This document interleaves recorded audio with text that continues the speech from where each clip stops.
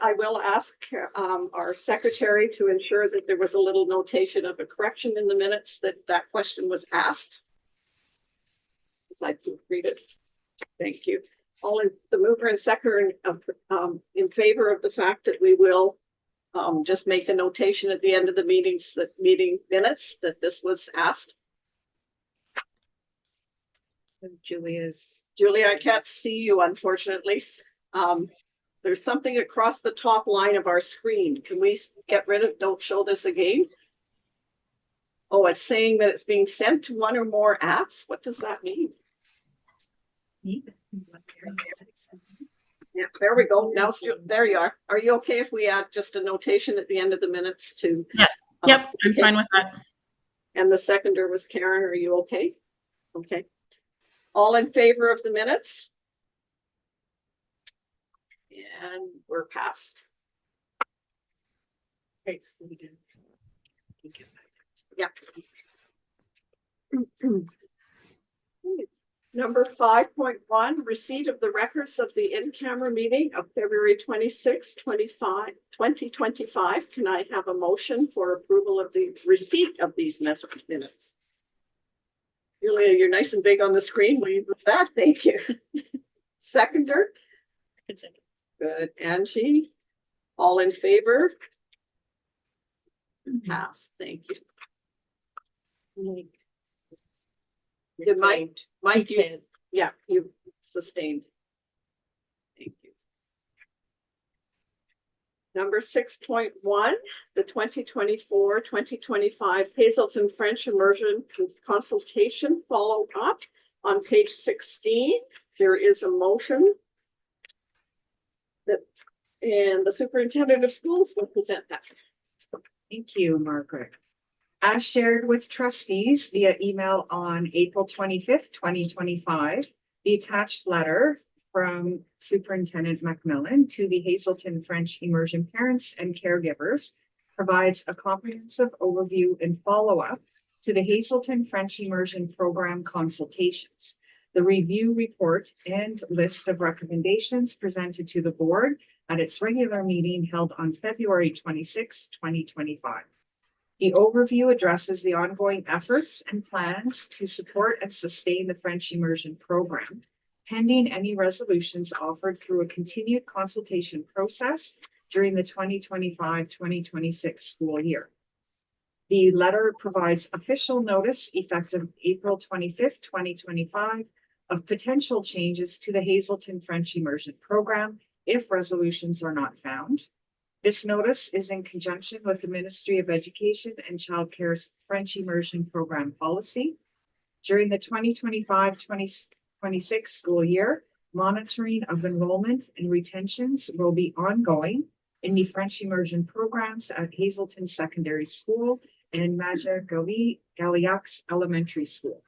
Consultation meetings will be scheduled in the fall of 2025 to engage the community, parents or caregivers, staff, and students. Dates and times will be provided in the fall of 2025. A presentation will be made to the board at its regular meeting in February 2026 on the sustainability of the French Immersion Program in Hazelton. Coast Mountain School District remains committed to ensuring all voices are heard in this consultative process as we work towards sustainable French Immersion programming in Hazelton. The recommended action is that the board receive for information the 2024-2025 Hazelton French Immersion Consultation Follow-up Letter issued by Superintendent McMillan to the Hazelton French Immersion parents and caregivers on April 25th, 2025. Someone please so move receipt of this report. Yeah, and Karen. Any questions for the superintendent on the report and the letter? Seeing none, all in favor? Passed. Thank you. We can now move on to correspondence. When we typed up the agenda and as we approved it, there was no correspondence received, but then I remember now that just today I received the School Act Amendments booklet in terms of Indigenous education councils that's been sent out to all board chairs in the schools. So if we could just record that we've received it, be great. Thank you. And we will move on to the superintendents of schools monthly report. Thank you, Chair. All right, so there's quite a bit in the report this month. And as always, we are grateful for the dedication and collaboration across our school communities that continue to support student success, equity, and well-being. And I've attended many events lately and continue to be inspired by the talents of the learners and young people in both the arts and athletics.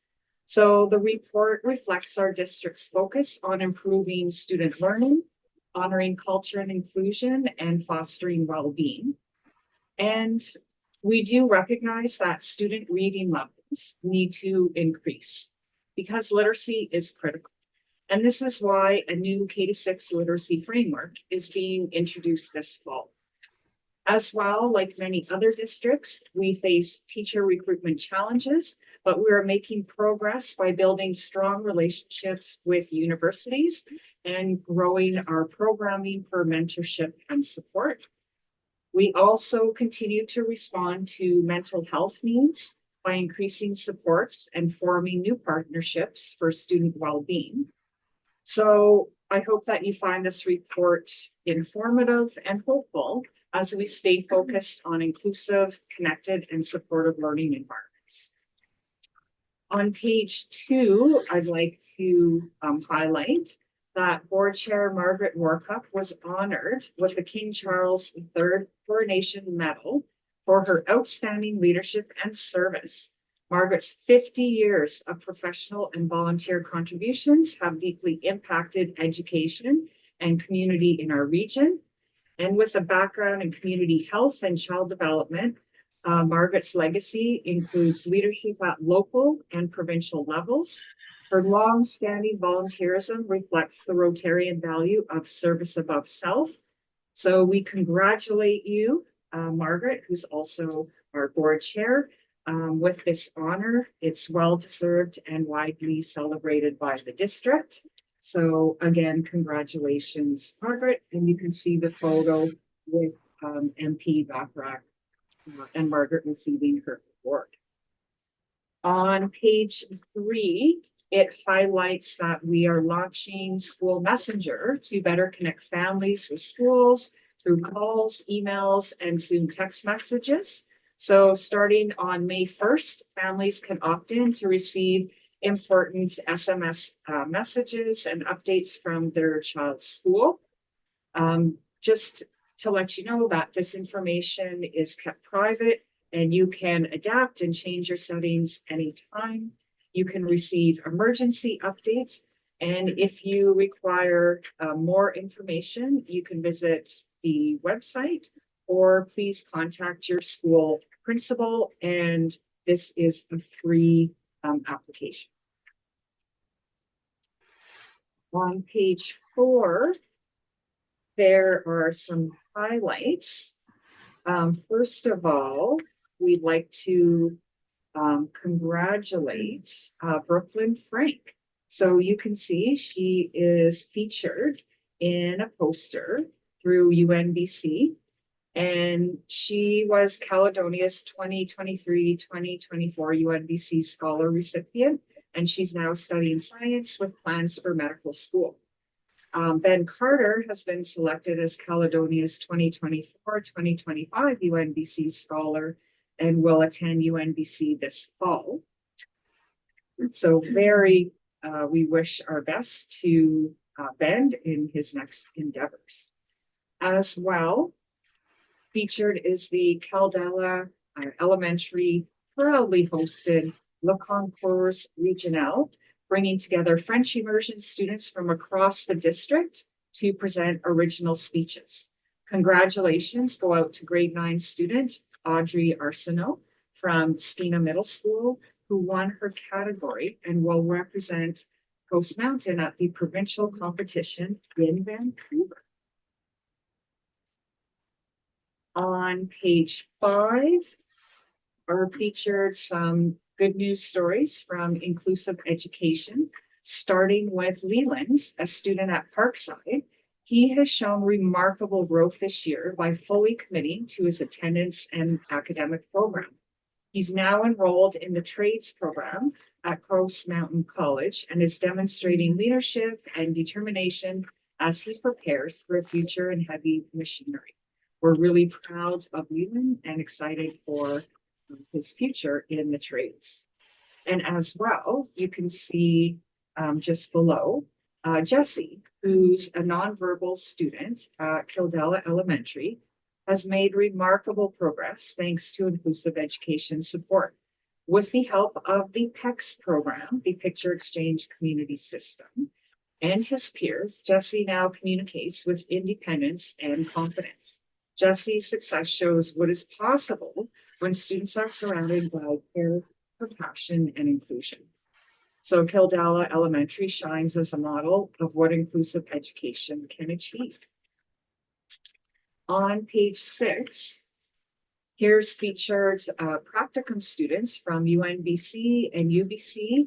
They completed placements in Coast Mountain schools, gaining hands-on experience in teaching. They engaged in all aspects from planning to assessment and many times brought fresh ideas to classrooms. These practicums offer valuable real-world, real-life experience and professional growth for aspiring teachers. We are definitely grateful to mentor teachers, school leaders, and faculty advisors for the support. We congratulate all the practicum students for their enthusiasm, and their impacts are definitely appreciated in schools.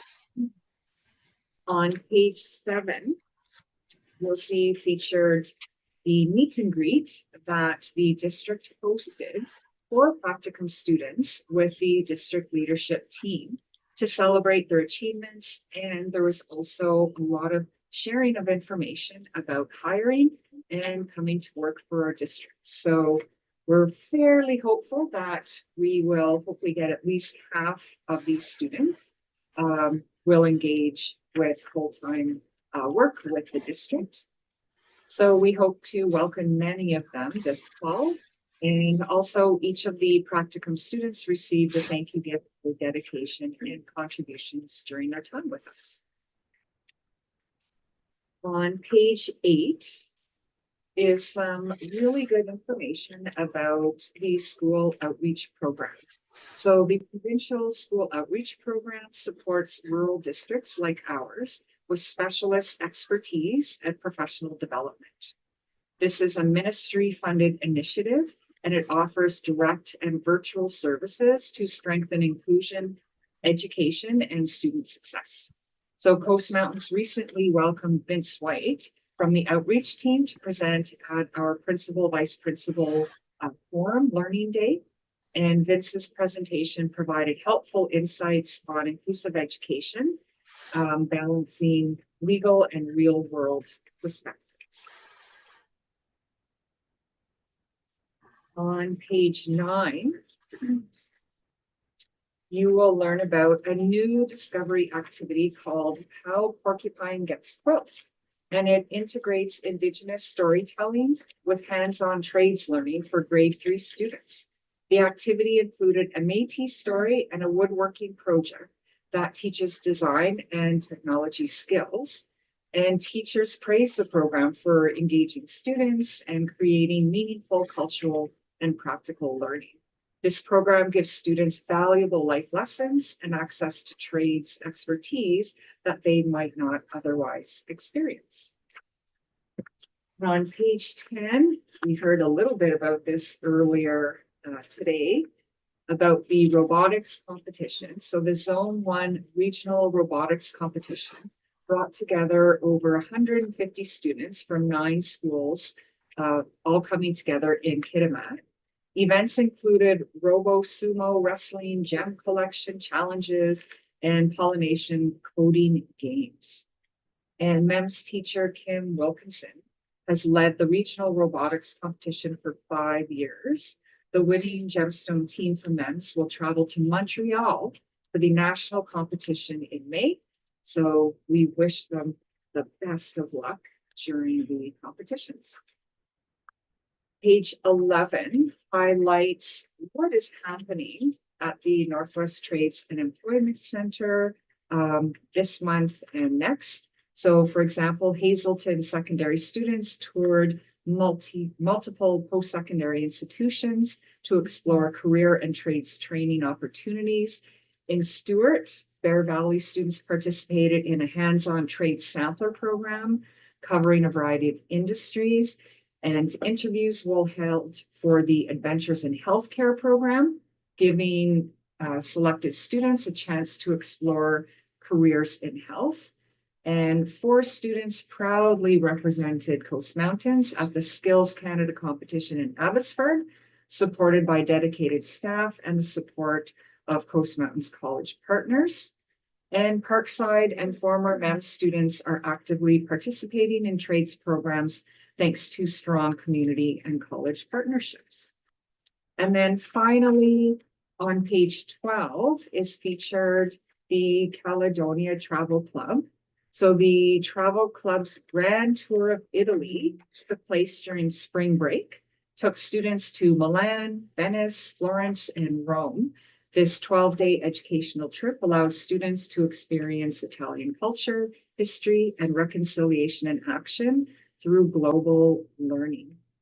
And as always, I want to extend our heartfelt thanks to teachers, school leaders, support staff, district teams, and our valued partners in education throughout and across the school community.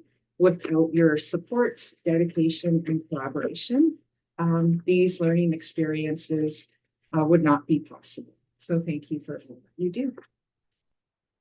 Thank you for your report. Can I have a motion that the Superintendent of Schools monthly report to the regular board meeting of April 30th, 2025 be received as presented? Julia, thank you. Second. Angie? Any questions for the superintendent regarding her report? I see no questions. All in favor of receipt of the report? Pass. Thank you. And we will now move on to the Indigenous Education Report, which is also to be presented by yourself. Great, thank you. So again, a number of features this month because there's a lot happening across our school. So page 1 features artist Alexander Erickson and was welcomed by Caledonia Secondary. And he guided students through Northwest Coast design and Cresthead creation, connecting with art, with identity and tradition. And his visit definitely left a lasting impact on students and the staff. And you can see some of their creations featured on page 1. On page 2, students learned about sustainable harvesting with knowledge holder Tegan Anaka and participated in drum making led by Gerald Brown and Indigenous support worker Desiree Kwok. And grade 9 Skeena students joined the Caledonia Drum Group supporting cultural transition into high school. So a number of land-based and cultural learning opportunities at Caledonia Secondary. On page 3, during March 31st to April 3rd, learners from Caledonia, Parkside, and Skeena participated in traditional practices like the sweat lodge ceremony, pipe ceremony, and hide tanning. This hands-on learning was hosted by the Kermode Friendship Society and guided by Dr. Kevin Lewis and family, and deepened the cultural understanding and definitely supported reconciliation with the learners, families, and community. As well, Caledonia students attended an empowering workshop led by Sue Brown from Justice for Girls, and this focused on boundaries and understanding one's rights. These sessions sparked emotional growth, with students beginning to open up and recognize that healing is personal, not linear, and supported in many forms. So thanks again go out to Kermode, as well as the Justice for Girls, for their support. On page 4, Caledonia students engaged in the first session of a Justice for Girls workshop series, exploring genocidal practices in Canada through topics like the Indian Act, policing, and human rights. The session promoted critical thinking, historical awareness, and conversations about justice and reconciliation. As well, Caledonia's Indigenous education team held a sacred fire ceremony where students wrote letters of release and healing, later offered to the fire. The experience, framed by a traditional meal and ceremony, supported emotional reflection and honored the truth and reconciliation. The TRC calls to action number 63 by fostering empathy and intercultural understanding. On page 5, you can see photos featured by Nechako and Skeena students and staff, where learners explored culture through food, sewing, and crafting cedar roses. And as well, Cassie Hall's drum group, supported by the Indigenous support workers, is becoming a powerful space of joy and engagement for all learners. On page 6, you can see a message provided by Cassia Nemeth, the principal, where Kitwanga students visited the Upper Skeena Rec Center and cultural sites in Hazelton, where they learned about the Michelle Stoney murals. And also many students went skating for the first time, and they engaged with the Hands of History signs, and a lot of conversation, sparking of curiosity and cultural pride was exhibited for that day. On page 7, you have Jordan Maldo teaching traditional land skills like trapping and hunting, while drum making was meaningfully woven into math instruction for grade 8s, connecting cultural practice with core curriculum. So you can see some of that process featured in Ms. Carol Bob's grade 8 class. On page 8 is featuring Hazelton's Back to the Land program. So students in Hazelton's Back to the Land program develop cultural and survival skills, from fire building to environmental stewardship, fostering confidence, resilience, and community connection. And you can see from the extensive list that learners are continuously expanding their skill sets. And you can see a number of people, as well as the Intertribal Education Committee. Thanks go out to them for their continuous support of this programming. On page 9, you will see Thornhill Primary School grade 3s. They visited the Kalspai to learn about Yulikin, harvesting and Shimshan traditions, bringing classroom teachings to life through hands-on experience with community members. So that's I've been out there, and it is a really good site to come together for learning. And on page 10, we would like to welcome Janine Klein.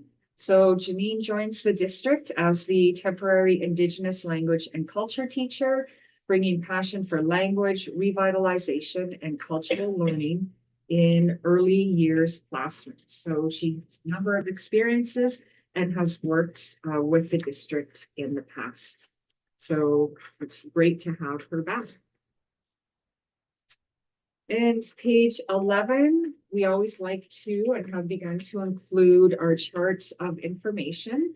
So this is about the Elder Knowledge Holder Renewal Program. And this program continues to enrich our schools with diverse traditional teachings, from sweat lodges and basket weaving to land-based learning and oral storytelling, literacy, and thanks to the guidance of elders and knowledge keepers in the district. And the final page on page 12, it also shares more information about how the 131 targeted funds for enhancement funded projects are utilized. And March and April's funded initiatives included a ceremony week, art classes, land-based learning, and community events like the Nation to Nation Women's Gathering. And again, really important for our cultural identity and belonging in our schools. I and we would like to thank our elders, the knowledge holders, Indigenous support workers, school staff, and community partners for their ongoing dedication to the learnings and teaching of these students. So again, thank you on behalf of the district. Thank you for your report. Can I have a motion that the board receive for information the Indigenous Education Report for March, April 2025? Someone so moved. Karen, second. Julia. Any questions on the report? Yeah, Julia, go ahead. I just wanted to ask more about Janine Klein. It seems she's been working for the school district before, but I know nothing about her, and I know relationships and introductions are very important in the Indigenous world, and I think we missed the mark on this one because we haven't said where she's from, what community she resides from, or any of her experience. So could someone explain that to us, please?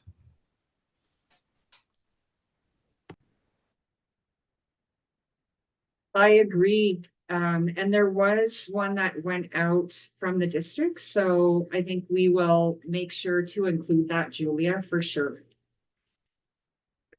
So we can get that information and more details.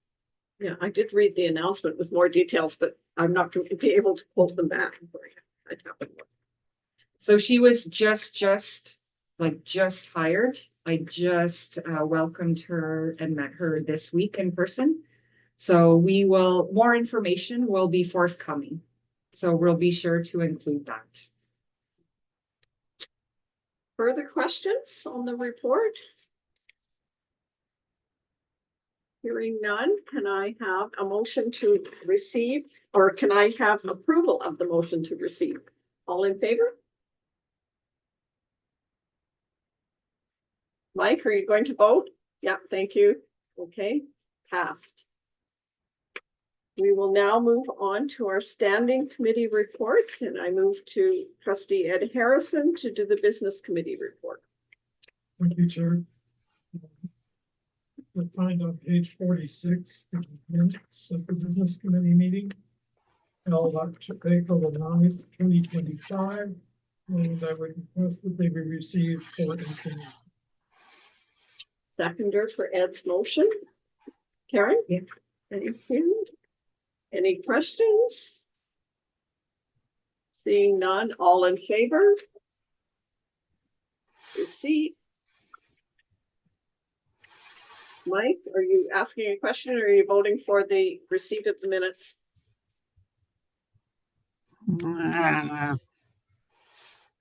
I'll vote in favor.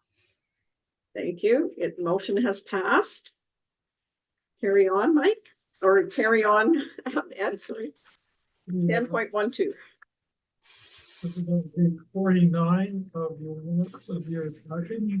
Ministry estimated operating grants 2025, 2026. The background discussion is that the Ministry of Education and Child Care's Resource Management Division announced on March the 14th, 2025, the 2025-26 estimated operating grants for all 60 school boards of education. Attached is the 2025-26 estimated operating grants overview. An overview of the 2025-26 operating grant allocation formula and the summary of the 2025-26 preliminary operating grant. The total school district allocations are based on projected enrollments provided by boards of education for the 2025-26 school year and generate in provincial preliminary operating grants of $7.251 billion. The operating grant block is projected to grow by 123.7 million to over 7.2 billion in 2025-26. The increase is a result of the addition of 76.5 million in labor settlement funds plus estimated enrollment growth totaling 47.2 million. The ministry is increasing the basic per student allocation for standard, alternate, and continuing education schools by 1.1% for 2025-26. Operating grants will be recalculated in the fall of 2025 after the September 29th, 2025 enrollment is confirmed.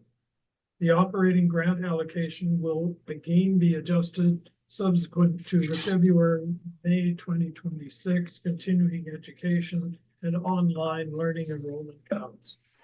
Funding will also be adjusted in the February 2026 for any growth in inclusive education. Business committee meeting has reviewed the ministry's estimated operating grants 2025-26 announcement at its April 9th, 2025 meeting forwards to the board for information. Recommended action is that the board receive the Ministry of Education's estimated operating grants 2025-26 announcement as presented for information. So moved by Ed. Can I have a seconder, please? Thank you, Angie. Any questions from before we vote? And our secretary treasurer's here to make comments or add things or answer questions. I don't see any questions. All in favor of receipt of the estimated operating grant? Pass. Thank you. We're now on page 55. This is agenda item number 10.13. The annual 5-year capital planning submission for 2025-26. Capital bylaw number 2025-26, CPSD 82-01. Reference the attached letter dated March 25th, 2025 from the Ministry of Infrastructure, Education and Childcare's Captain Branch in response to the board's annual 5-year capital plan submission for the 2025-26 major and minor capital programs reviewed and adopted at the June the 19th, 2024 regular board meeting. The ministry reviewed all of the 5-year capital plan submissions across the participating 60 school districts to determine priority for available capital funding while following the ministry's program. As outlined in the ministry letter, Coast Mountain School District will receive funding support for minor capital projects under the School Enhancement Program, SEP, noting that the design process, tender and construction of these projects must be completed by March 31st, 2026. The ministry also instructs boards of education to adopt a single capital bylaw for its approved 2025-26 capital plan. In accordance with section 143 of the School Act, to allow the school district to access the ministry capital portion and to receive certificates of approval. Business committee reviewed the aforementioned ministry response and capital bylaw requirement at its April 9th, 2025 meeting, bring forward to the board for bylaw. This must be done 3 times. It's the bylaw. You'll notice as well. You'll notice the caveat attached to the full reading. The first is that the capital bylaw number 2025-26 CPSD 8201 capital plan 2025-26 be read a first time the 30th day of April 20. And so moved. Is there a seconder? Karen? Questions? Ginger here to answer. I don't see any questions. All in favor of approving the capital bylaw? And passed. Thank you. Go ahead, Ed. Read a second time that the capital bylaw number 2025-26 CPSD 82-01 capital plan 2025-26 be read a second time the 30th day of April 2020. And so moved. A seconder, please. Thank you, Angie. Any further questions? All in favor of the capital bylaw? Passed. We now need unanimous consent to proceed to the third reading. All in favor of proceeding to the third reading? Passed. Thank you. Go ahead, Ed. Third reading is that the capital bylaw number 2025-26 CPSD 8201 capital plan 2025-26 be read a third time, passed and adopted the 30th day of April 2025. So moved by Ed. Seconder. Julia. All in favor of the third reading? Thank you, passed. Thank you for the business committee report, and we can now move on to the education committee report with trustee Angie.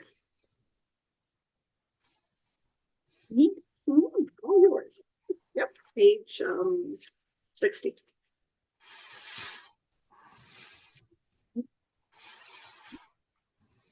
The meeting agenda item 10.2.1. And the minutes are attached.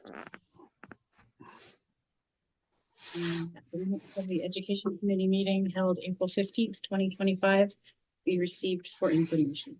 So moved by Angie, a seconder. Julia, thank you. Any questions? All in favor? Oh, Mike, if you have a question, or are you in favor? I have questions. Okay, go ahead. Is Karen Jonquin still the chairperson of the Education Committee? Yes, she is. She was just away for the meeting, so somebody else took over. Is she present now? Yes, she is. Yeah. Would you agree that grade 9 to grade 12 is the definition of high school students in our district? Look to the superintendent, but we maybe have to answer that question afterwards. Yeah, we'll take the question. Thank you. Okay. I have two questions. What percentage of our students have a high expectation that they will become homeowners in their lifetime? And what percentage of our students have a plan to become homeowners?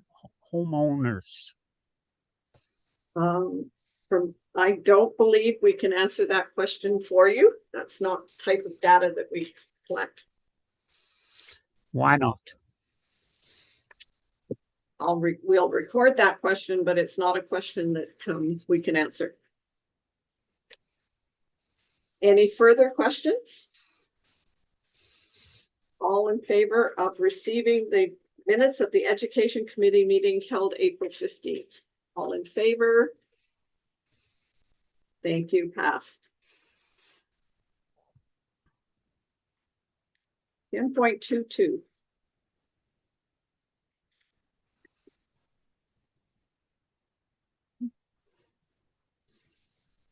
It's on page 78. Yeah, that's what mine. There it is.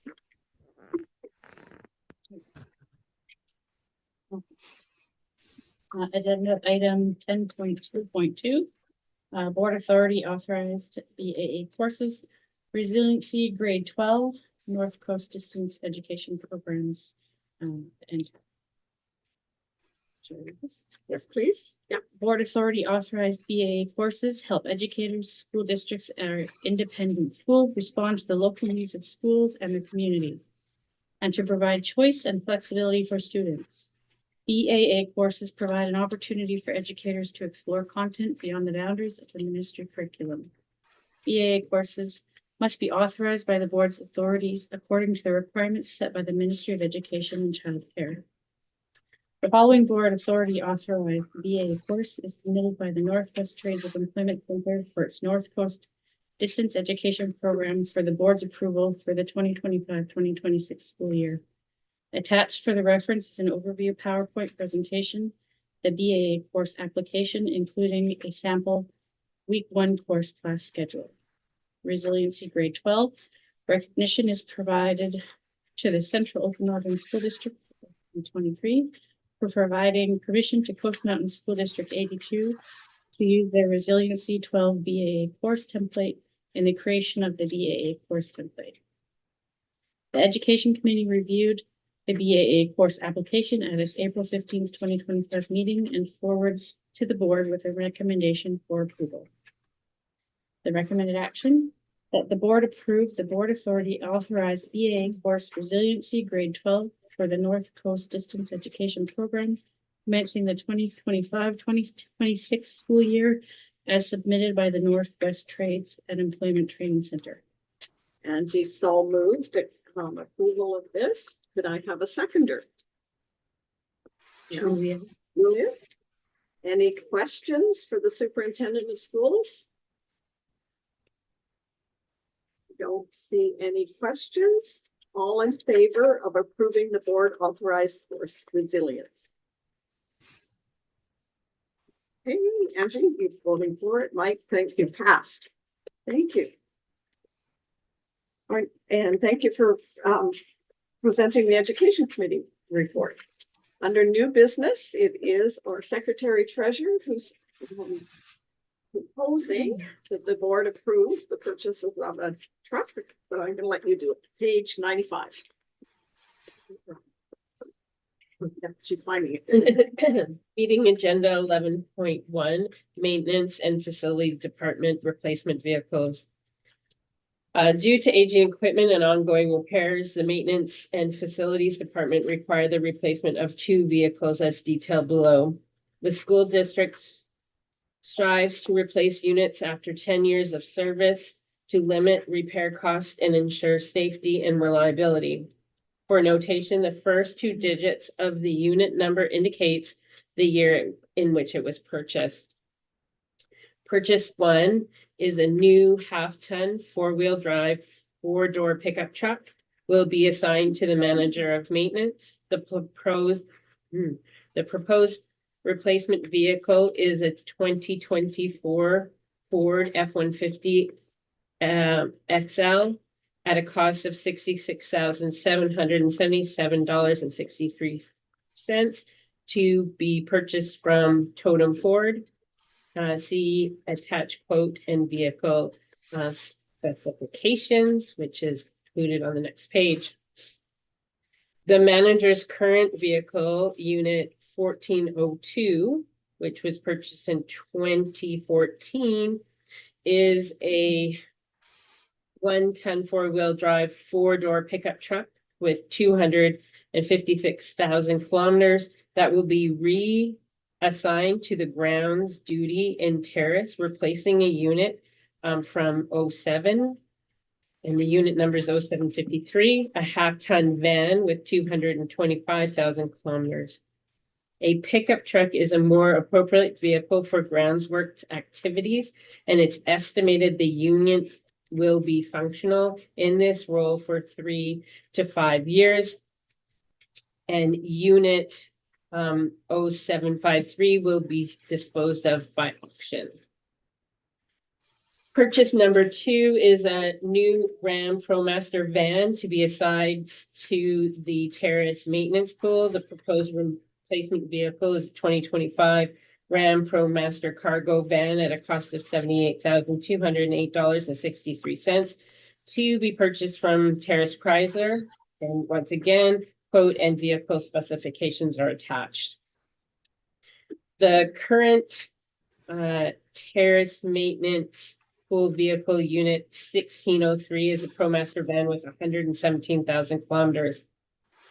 It will undergo some mechanical repairs and be reassigned to grounds duties in Kitimat, replacing unit 0752, a van in very poor condition with 139,000 kilometers. Unit 1603 should function in this role for another 5 years. Unit 0752 will be disposed of by auction. This request is being forwarded directly to the board for consideration on the recommendation of myself as Secretary Treasurer. So if I could a trustee move that the board approve the purchase of the 2024 Ford F-150 truck and the 2025 Ram ProMaster cargo van for a total combined price of $144,986.26, utilizing the capital replacement dollars through local capital reserves. If I could have a mover, please. Ed, a seconder. The motion. Karen. Questions for our Secretary Treasurer? Go ahead, Julia. Hi, Ginger. Just a quick explanation, I think. So we're expecting these vehicles to last 3 to 5 years, but when we look at the current vehicles that they're driving, it seems that they are a little bit more older than that. Why are we expecting less life out of the new purchases? Rob will answer your question, Director of Maintenance and Facilities. Good afternoon, Trustee Sundell. Those life expectancies are on the vehicles that are moving to different placements within the fleet. So we have a 2014 pickup that we expect to be able to use for another 3 to 5 years, and a 2015 van that we expect to be able to use for another 5 years. So it's not the new vehicles. The new vehicles, like it says in the opening, we like to replace them at 10 years, but we expect them to be in the fleet for marginally longer than that. Okay, that was my misunderstanding. Thank you for the clarification. No problem. Any other questions?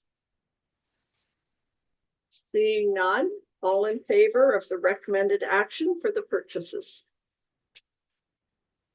Thank you, passed. Okay, we now move to page 99, which is my board chair report. I have a couple of highlights that I would like to bring forth. First is, I would like to add to my report that I received yesterday a request from Minister Ma, who's the Minister of Infrastructure, for a board chair call with the boards tomorrow in the afternoon. And I certainly will push that our infrastructure is aging and that we need more capital money or infrastructure money, including noting what's happening with Mount Elizabeth. She didn't send out an agenda, so I don't know how much I'll be able to push on a call, but we'll try and keep advocating. In my report, I summarized what happened with our board chair meetings in Vancouver at the beginning of April before spring break. And what I wanted to note as you read all of these reports from the BCSTA, which is on the portal, there is a lot of working groups that are working hard to bring our concerns politically up to where we can advocate and push. I continue to sit on the Northern and Rural and Remote Committee, and we're certainly working hard on what can we do about recruitment and retention and pushing as much as we can. And so is our superintendent on a couple of the committees as well to go forward. From those meetings, there were a couple of things that I put forth for our board to think about. Is that with the Health and Safety Committee, what they call it, the School Health Committee, and student safety discussions, there was a nudge that we should dig deeper into intervention failures and the use of codes of conduct for parents and students and ourselves. And this is something perhaps our staff and our board can discuss in terms of, is there something we should be looking at for that way. And then the last thing that I wanted to note in my report is that at the partner liaison meeting, of which the superintendent was also there, we heard an awful lot about cybersecurity and what's happened to other school districts where their system goes down, there's breach of information, etc. And there is concern provincially, and the province Ministry of Education and Childcare has started a whole new department in terms of trying to help us address the risks that we're at. And BCPC, which is our negotiating side of and human resources management, did insist that all of our board members complete an online training, of which I learned even more things about computers and cybersecurity. And I just put in my report that perhaps we can consider having that for all of our trustees as well. And whether it's that course or not, it was something that came up. So that I put my report forth. Oh, and I presented it for information, or do I have to? I've lost the page for what I'm supposed to do. Page 99. It seems right here for information. Yeah. Could I have a mover for somebody to receive the information for the board's chair report for April 2025? Thank you, Angie. Second, Ed. Any questions for myself? You've got your hand up, Julia. Do you have a question for me? No. Okay. All in favor of receipt of the report? Mike, you can, okay, pass. Thank you. So we move now to trustee reports. Is there any trustees who would like to present a report? Mike, go ahead. Yeah, in the last few days, I attended the training seminars put on by the BCSTA. I note that none of the other trustees have mentioned that they did that, including you, Margaret. I had a heated discussion with Ed Harrison in which he stated that he has hated me since the day he met me. I wonder if you would care to reiterate that, Ed. I'm sorry, Mike, I never said those words. And I'm going to say, Mike, that is something that we wouldn't be doing at our public board meeting. If you need to speak to another trustee, go ahead at a different time. I'm going to continue with my report. Yeah, Now, go ahead. School District 58, Nicola Similkameen, put on an extraordinary presentation regarding student success. I was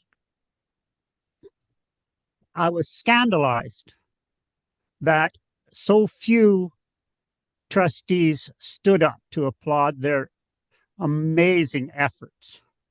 You have a question or I mean, I'm not sure about the I made a statement that I think that our board and many of the other boards during that presentation disgraced themselves. Go ahead, continue your report. Anything else?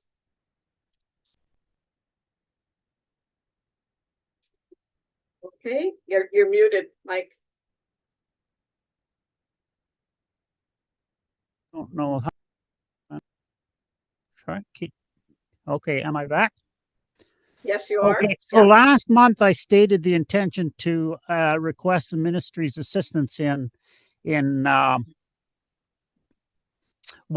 intervening in this board's activities in our district. And I'd like to state clearly that I believe that the communities in our school district would be better off without this board of trustees. And I will be working towards that end unless there is another possibility which I will not speak of at this time. And I'm done. We'll move on. Julia, you have your hand up? Bill? Yeah. No, Bill. I don't. I'm sitting here flabbergasted. Thanks, Margaret. Oh, it's the cursor. Okay, the cursor is over your face. Sorry. Any other trustees wish to have a report? Anything to share? I see nobody jumping up. I will now move to question period. So anybody in our audience or online have any questions for us? Kevin, thank you for joining us. It's in Poland, sorry. It's little wee print, sorry. That way. Thank you for joining us and learning about us by listening in on our meeting, and we welcome questions from you at any time. And Michelle. Oh, he's good, I think. Yeah, he's still moving. So, yeah. Oh, go ahead. Yeah. Okay, I didn't want to cut anyone off, but yeah, good to meet you all, and no questions, just here as a friendly observer, and I guess to introduce myself, as I was one of the 2 representatives designated by the Kispiox Band in respect to the Indigenous Education Council. So thank you for having me. great to meet you. Look forward to seeing you in person. Michelle, any questions? And you touched on it a little bit in your report, and I was just here as part of the pack, and I'm just trying to find out what is going on with the infrastructure.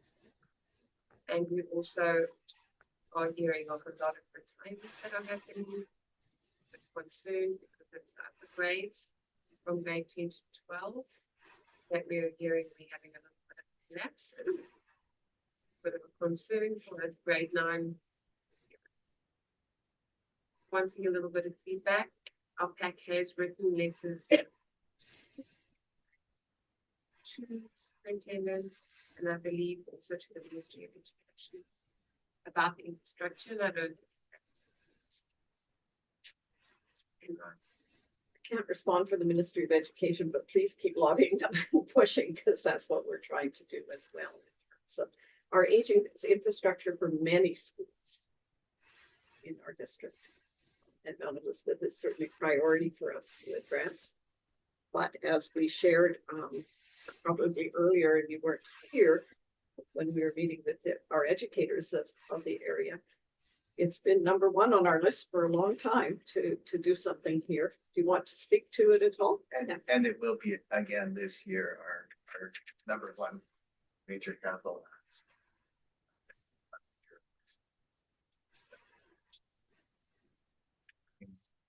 With the Ministry of Infrastructure on the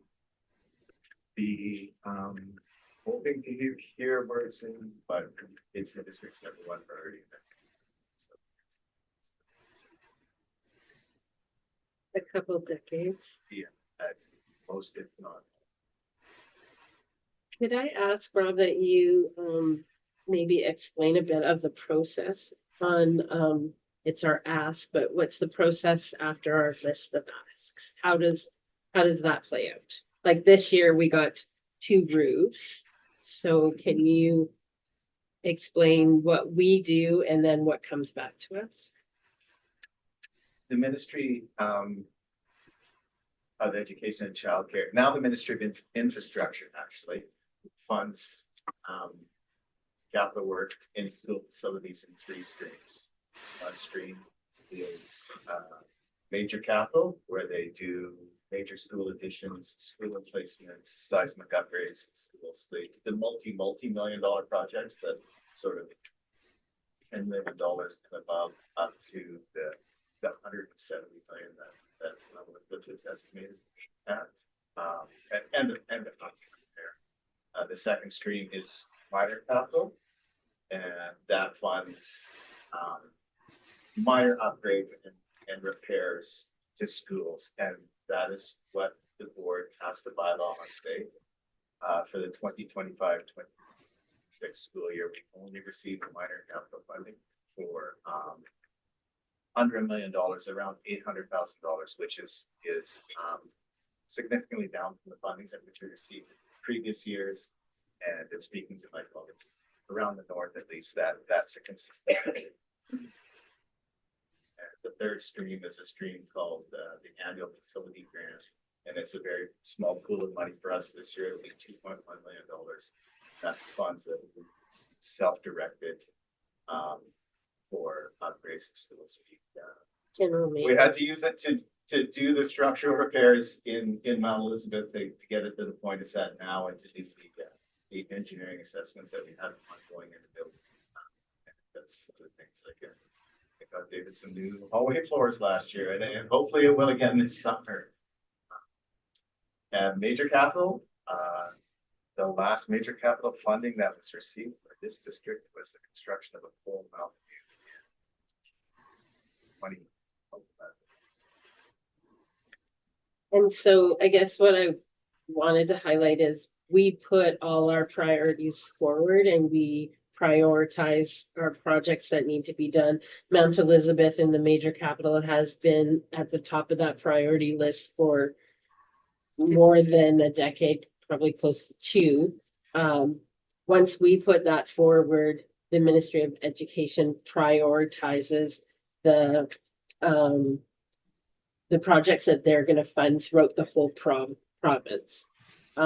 We did have a conversation with them during the major situation as it was unfolding. And unfortunately at that time, they told us that they would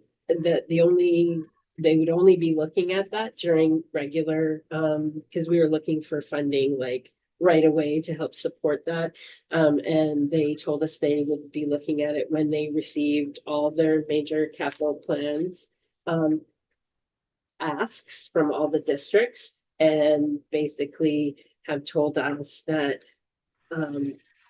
we would find out, and we were as much as a priority in that ask as any other district. It was a very I don't know, deflating conversation for sure. And we just ask that everyone keep lobbying ourselves at the district level, the trustees, the school, the parents, because we have to move it forward some way. Go ahead. Also, I did attend the DPAC, the district PAC meeting, and same thing in conversation, shared information, and actually Director Supri was there with me. And we've also responded twice in very detailed information to your PAC chair, Mr. Frank Verity. So it's unfortunate that may not have received that information, but we got to. Yes. Oh, yes. He had requested all of our capital plans.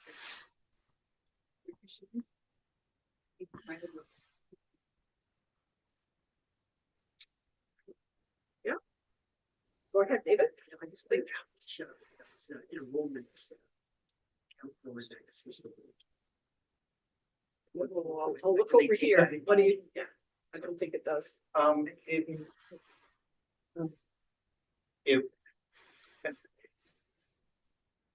I guess to speak clearly, it does impact it.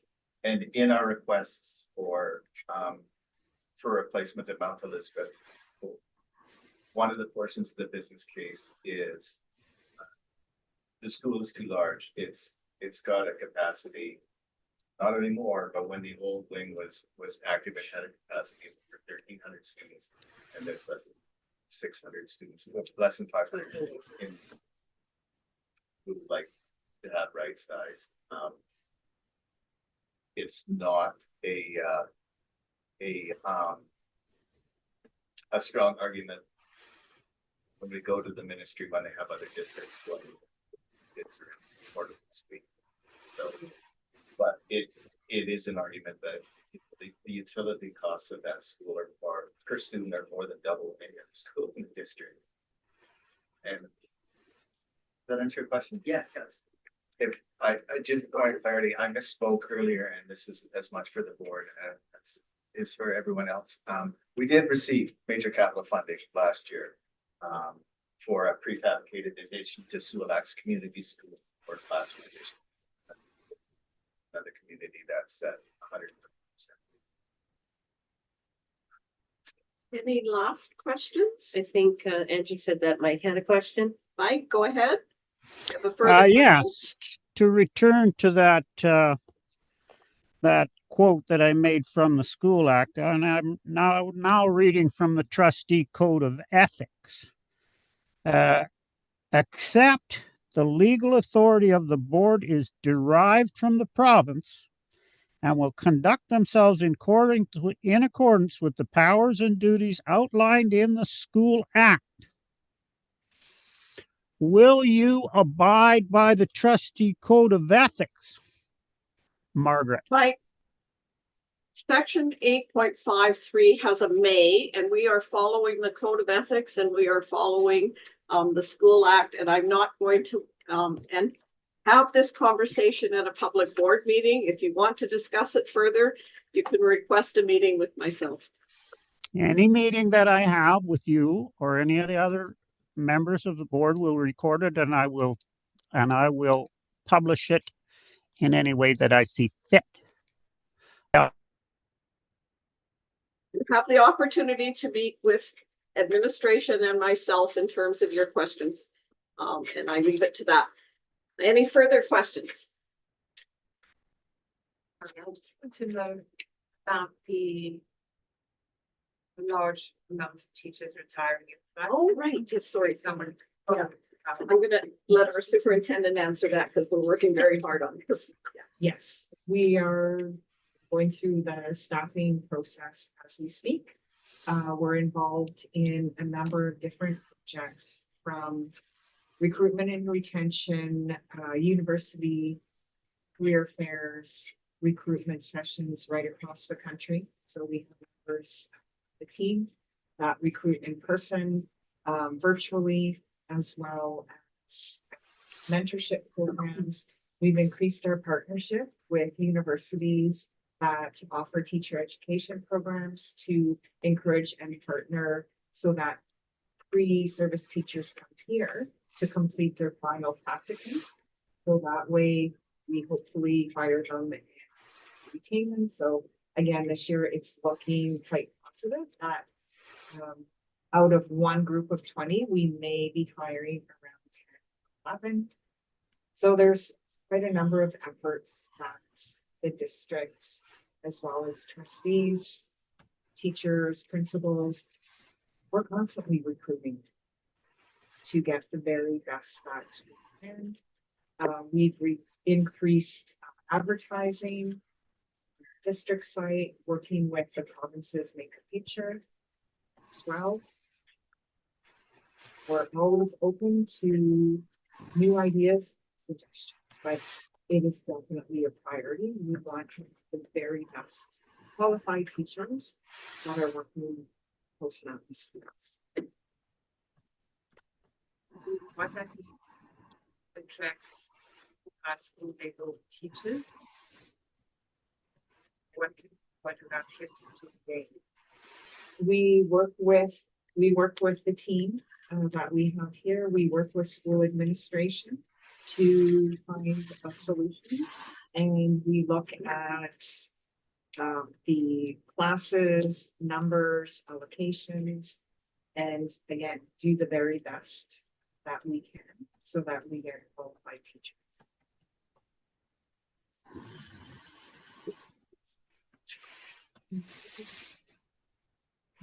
No,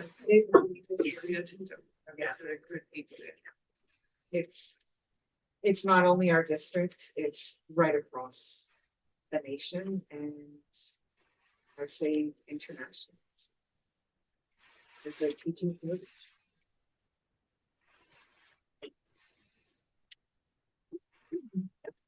It's a challenge. Yeah. Thank you for the questions, and certainly thank you for our super. Mike, you had a further question? I did. I wanted to make the statement that thanks thanks to the members of public that have showed up for this.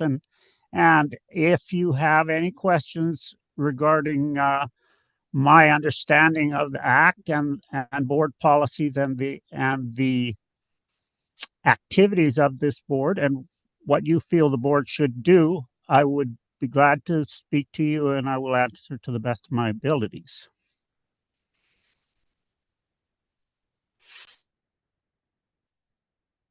Yeah, Mike, I just want to remind you that we do have a board code of conduct in terms of who speaks for the board. So you're not speaking for the board if you're out soliciting information. Any last comments? If not, can I have a motion for adjournment and we can enjoy the last bit of sunshine for the evening? Karen, so moved. All in favor, we're passed and we're adjourned. Thank you all. June. Till May. It's gonna say you missed. Waiting for June. Bye.